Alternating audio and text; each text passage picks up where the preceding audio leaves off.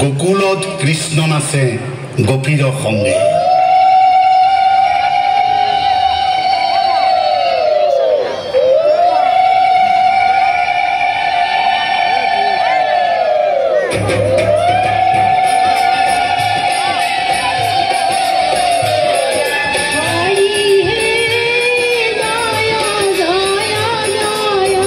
বন্ধু বসুদেৱ তুমি তো জানা প্ৰাণতকৈ কিমান মৰমৰ মোৰ ভনী দৈৱকী ইমান দিন আদৰেৰে আল ফুলে বুকুৰ সমস্ত মৰমেৰে মই ডাঙৰ কৰি তোমাৰ ওচৰত অৰ্পণ কৰিলোঁ সুখত ৰাখিবা আনন্দত ৰাখিবা বসুদেৱ আনন্দত ৰাখিবা নাকান্দিবি দৈৱকী নাকান্দিবি এয়া সংসাৰৰ নিয়ম আমি ইয়াক মানিবই লাগিব বুজিছ দৈৱকী মানিবই লাগিব যা ভনী শহুৰৰ ঘৰলৈ আজি মোৰ ঘৰখন খালী খালী যেন লাগিছে দৈৱকী খালী খালী যেন লাগিছে মোৰ খালী খালী যেন লাগিছে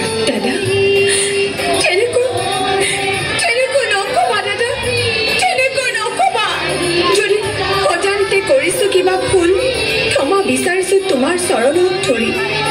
এই অভাগী ক্ষমা কৰিবা দাদা ক্ষমা কৰিবা বলা বন্ধু বসুদেৱ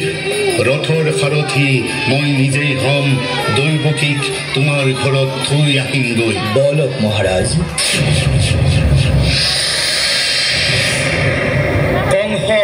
কংস কংস কোন কাৰ ইমান সাহস মোৰ নাম ধৰি মাতিবলৈ কোন পাপিষ্ট হা ঐ কোন নৰধম কংস মই দৈৱবাণী দেৱতাৰ বাণী এই কংসৰ নাই প্ৰয়োজন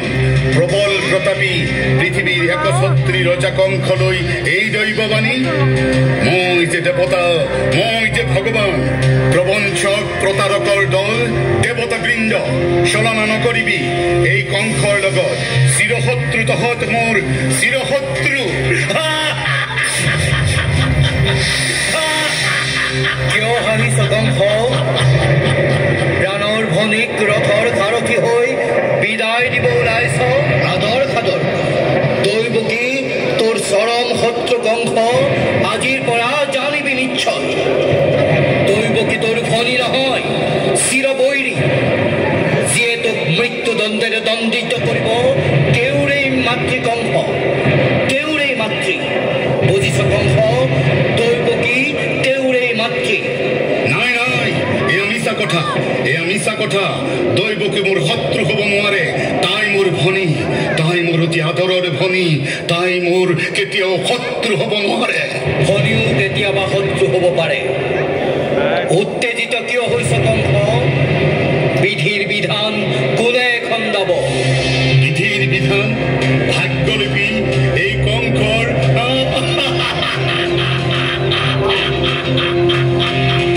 এই কংসৰ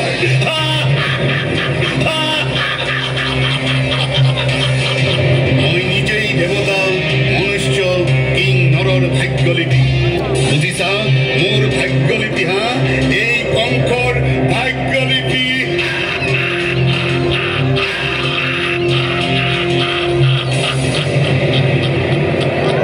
শুন কংস দৈৱকীৰ গৰ্ভৰ অষ্টম সন্তানৰ হাতত তোৰ মৃত্যু হ'ব ই সঁচা এয়া তোলৈ সতৰ্কবাণী কংস তই সাৱধানে থাকিবি দৈৱকীৰ গৰ্ভৰ অষ্টম সন্তানৰ হাতত এই কংসৰ মৃত্যু যাক ভনী বুলি ইমান দিন বুকুৰ মাজত সমস্ত মৰমেৰে নাখাই খুৱাই ডাঙৰ দীঘল কৰিলো আজি তাই মোৰ সন্মুখত শত্ৰুৰূপে থিয় দিছেহি ঘৰতে আছে মোৰ চিৰশত্ৰু দৈৱবাণীটো মিছা নকয় ঐ কোন আছ আজ্ঞা কৰক মহাৰাজ সন্তৰী লৈ আহ মোৰ তৰুৱাৰ আজি এই হত্যা কৰো নিজ হাতে দৈৱকী চাওচোন কেনেকৈ দৈৱবাণী ফলিয়াই দৈৱকীৰ অষ্টম সন্তান অষ্টম সন্তানে মোৰ মৃত্যুৰ কাৰণ হব এই কংসৰ এই কংসৰ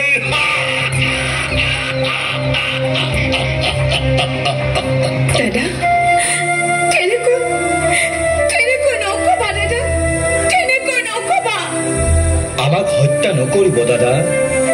কথা দিলোঁ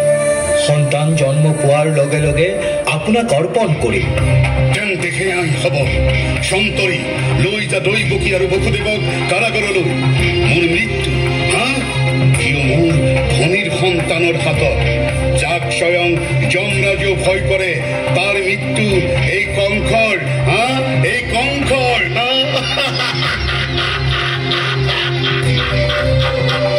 এই কংসৰ